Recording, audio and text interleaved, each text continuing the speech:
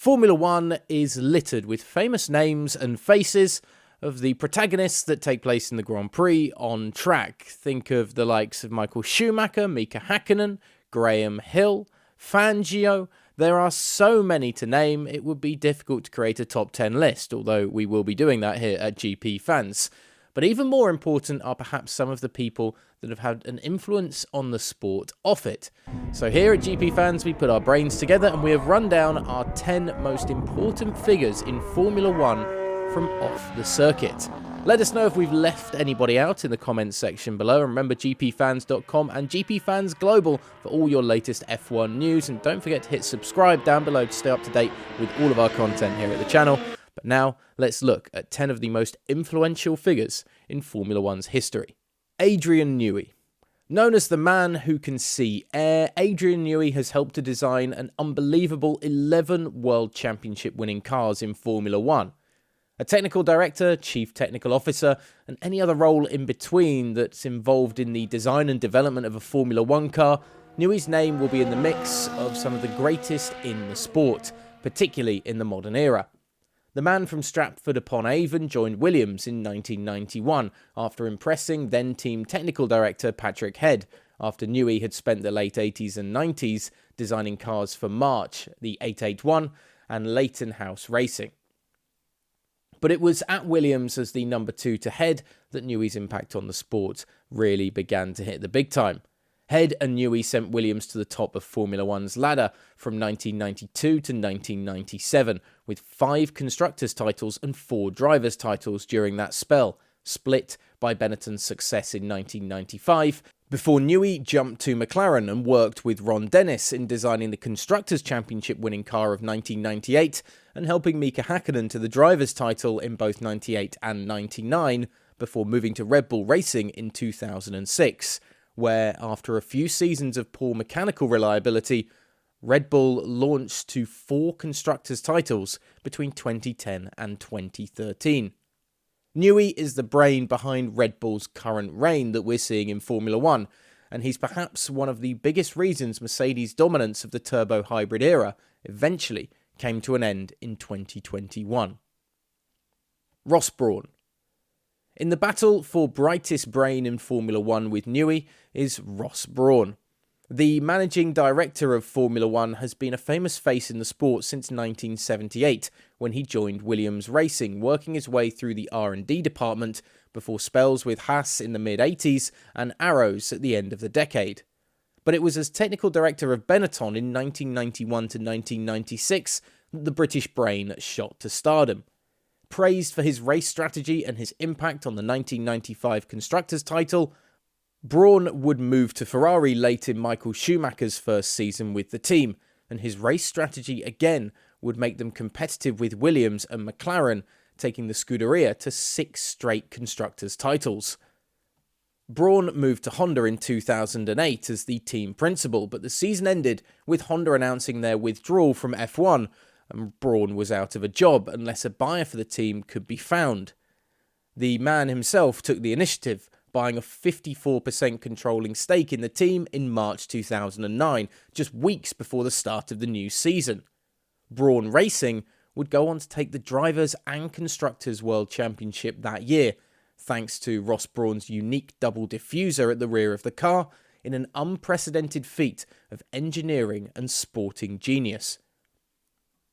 Ross Braun was bought out of Braun Racing by Mercedes in 2010 before retiring from the sport 3 years later. Since then, he has helped design the current regulations in Formula One as the managing director, one of the biggest shakeups in recent history, and is working to create a faster, more efficient, and more entertaining on-track product for fans to enjoy. John Barnard. You may have heard this name already at GPFans as we look back at the most important technical advancements in Formula One history. That alone speaks to the influence the former Ferrari and McLaren engineer has had on the sport. 2 of the most important technical steps made in Formula One that are still used in cars today are the brainchild of Barnard. The first is the use of carbon fibre, with the Englishman fighting tooth and nail to be allowed to trial using the material to build F1 monocoques. When eventually given the chance by Ron Dennis at McLaren, the results changed the game, with the lightweight material improving speed, but also safety on track with its additional strength compared to the cars of the time, with the McLaren MP4 saving the life of driver John Watson after a disastrous crash at Monza in 1981. The other is the semi-automatic gearbox, still used in cars today.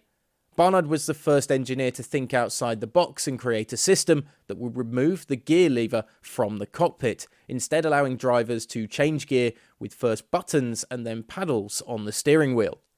While he may not have had the titles of others on this list, missing out on the Prost Senna years at McLaren and then Schumacher's years with Ferrari, his achievements in engineering have stood the test of time in Formula One. Bernie Eccleston. For 5 decades, Bernie Eccleston was the man that shaped, moulded and carved out F1 into the shining statue that Liberty Media have taken to the glamorous next level. But don't think that Liberty Media would have even looked twice at purchasing the sport had it not been for the sculptor that came before them.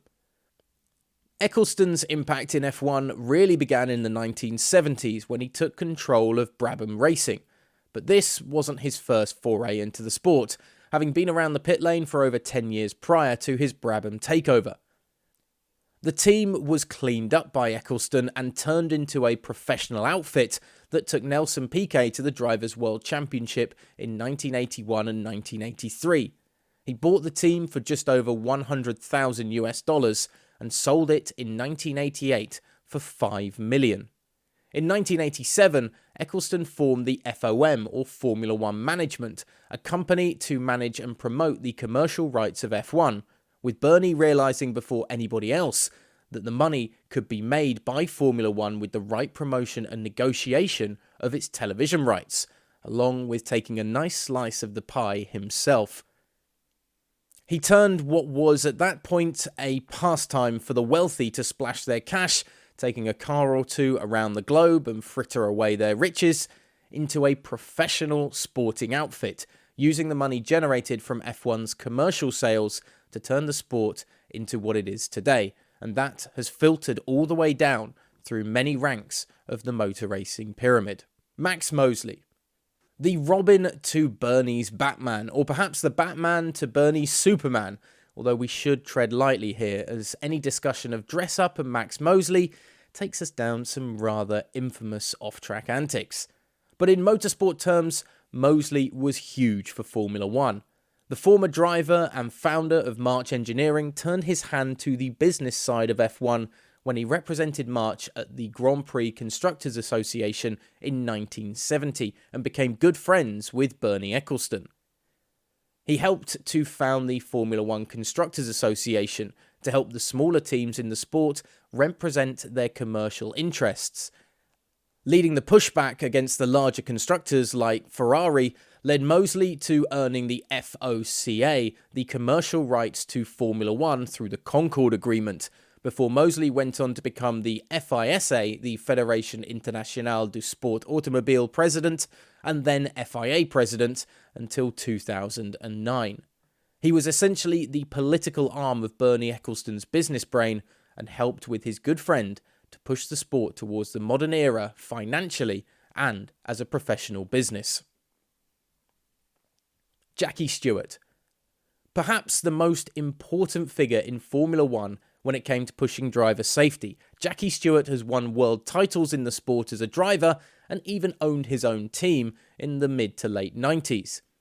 The Belgian Grand Prix in 1966 was the career-defining moment for the Scottish driver when he was saved after a heavy crash by fellow drivers Graham Hill and Bob Bondurant.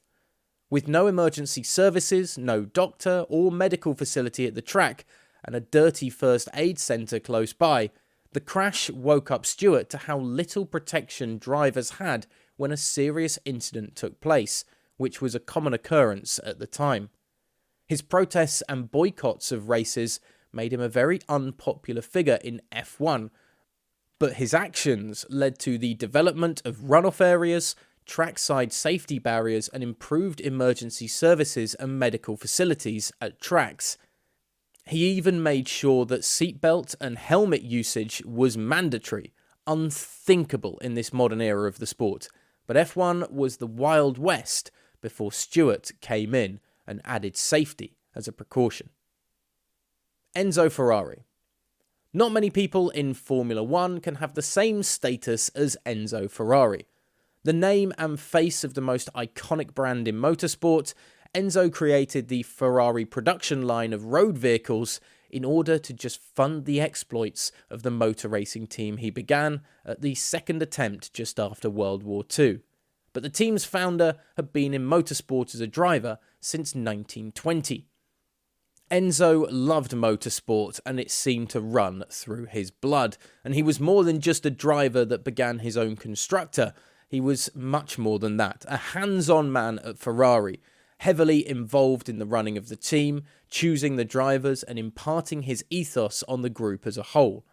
Ferrari is the only team to have participated in every season of Formula 1 since its founding in 1950. The prancing horse is synonymous with the sport, and Enzo is the only reason that horse ever found its way to galloping around a Formula 1 track. Colin Chapman. Enzo Ferrari may have the more iconic surname, but the founder of Lotus may have had the same impact on the sport of F1 as his Italian counterpart.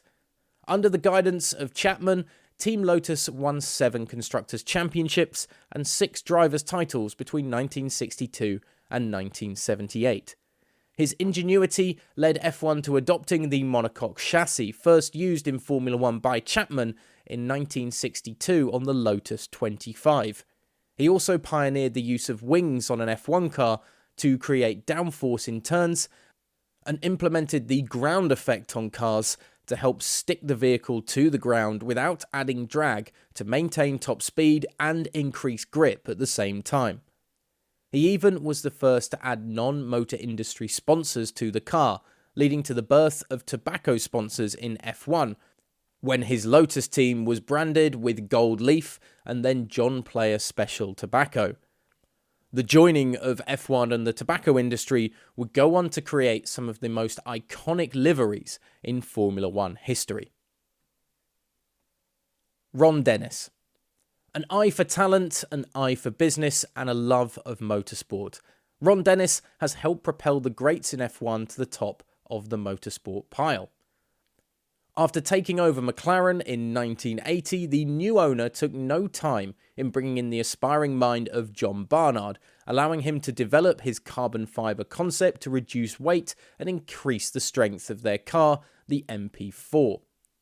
Dennis had the ability to attract investment to the team too, encouraging Mansur Ojei to partner with McLaren rather than Williams, allowing the team to equip themselves with Porsche turbo engines and propelling McLaren to a Drivers' World Championship after persuading Niki Lauda to return to the sport in 1992 and completing the feat of F1 supremacy in 1984. McLaren was suddenly a top-tier team, and Dennis wasn't done there.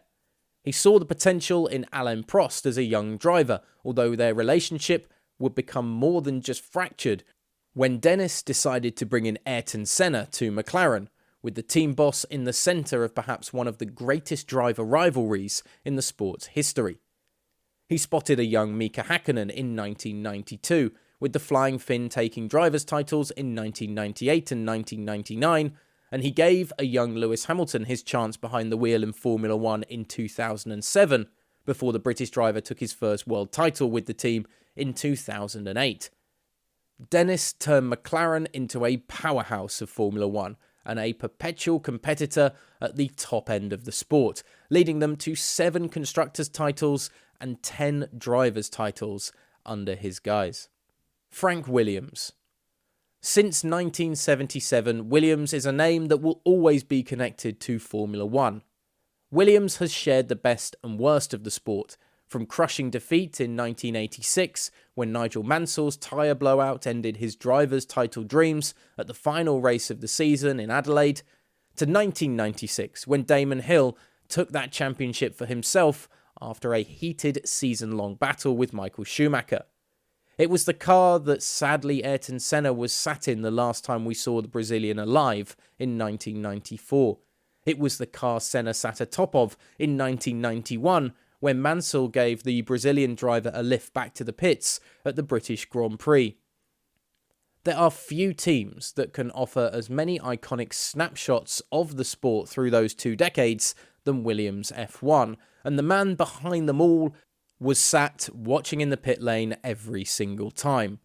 Sir Frank Williams didn't let paralysis in 1986 prevent him from pushing his team to the top of the sport, nor the early struggles of operating a team out of an empty carpet warehouse when Williams F1 was first founded.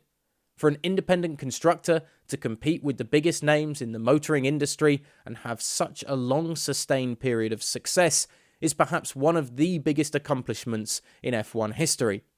7 drivers' titles for 7 different drivers: Alan Jones, Keke Rosberg, Nelson Piquet, Nigel Mansell, Alan Prost, Damon Hill and Jacques Villeneuve, and 9 constructors' titles as well to boot. Not a bad haul, despite the team's recent struggles on track. Now, is there anybody that we've left off our list of the 10 most important figures away from the track in Formula 1? Let us know in the comments section below. As always, GPFans.com and GPFans Global for your latest F1 news. And don't forget to hit subscribe to stick with us here at the channel.